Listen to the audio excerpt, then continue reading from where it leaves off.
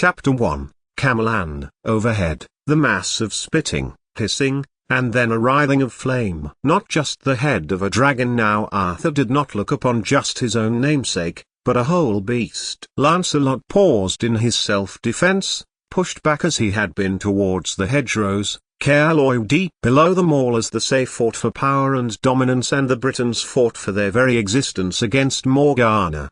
Watch. Keep watching, he demanded of Elund, who had stopped in her own defense to watch Arthur as he led the charge. Take your eyes away from the king, look to your own salvation, not his. Elund turned and yelled back to her brother, perspiration coating her forehead as she ducked another blow as another came to the man she loved. Heed your own words. And to herself, unsaid, unsayable, were those in her heart. I love him, Lancelot, was what she wanted to declare. But she could not. Not that Lancelot needed Elund to tell him he had known before she did. How had it come to this? Elund, poor foundling, washed up on the banks of the river, adopted against the wishes of the elders, had learned swordcraft from Lancelot before he had left for Camelot.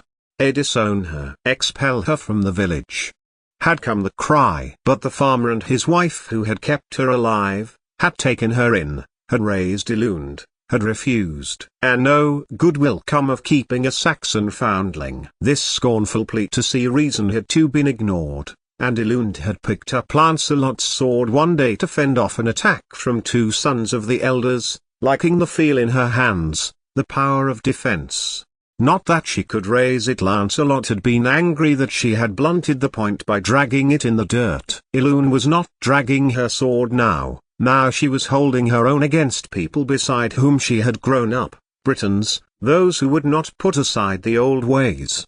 A swift wheel to her left, and she caught her brother's shield, shocking him into moving. Had he not, Lancelot would have been short of his right arm. He glared at Elund, then carried on his attack, giving her a brief nod of thanks. Because she shouldn't have been here. Her mother, her real mother, had found her, tracked her down after years of searching and never giving up hope. Had told her, just before she died, after years of wandering in search of Elund, who had been cast aside in her swaddlings by her very own father, which made Elund say, a Saxon, and, as such, a stealer of land and rustler of livestock. But Elund had rejected that label and had instead, after her mother had been buried, left her step-parents bereft by going off in search of Lancelot, to Camelot, to be beside the one person who had loved her unconditionally since she was found. He had not been there. But Elund knew he would return. For Camelot, for Lancelot, was seared marrow deep, and she had found work. Not much at first, but as a stable hand, as a servant. Elund had turned herself for safety into himself, led, working his way up in the household guard of Camelot itself, and into the sphere of the king-to-be. Arthur Pendragon. Elund, led, had done things that never should have been done, and developed feelings for the man who was to be king that she never thought possible to be felt. And now, with the odds against them, Elund was standing inches from him, wishing with all her heart she had had the courage to approach him and confess to him that she felt.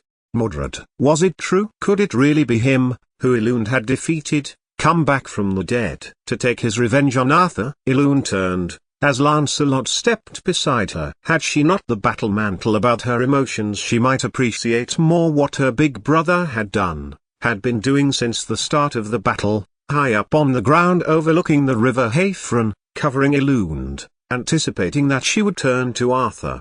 She struck. Blade swift, the stroke light and fast. Elund's sword should have delivered a fatal blow. But Mordred simply stalked away unharmed. Then the world changed texture. The air grew thicker. She reached out to Arthur, throwing her right arm between him and his killer, and then dash. And then, one way of life stopped and another started. Arthur wrapped a hand around Elund's forearm, pulling her out of the way. A broken bar enveloped her in his own self. A broken bar as lightning and thunder teemed from the sky, and a dragon changed the fate of the world. A broken bar,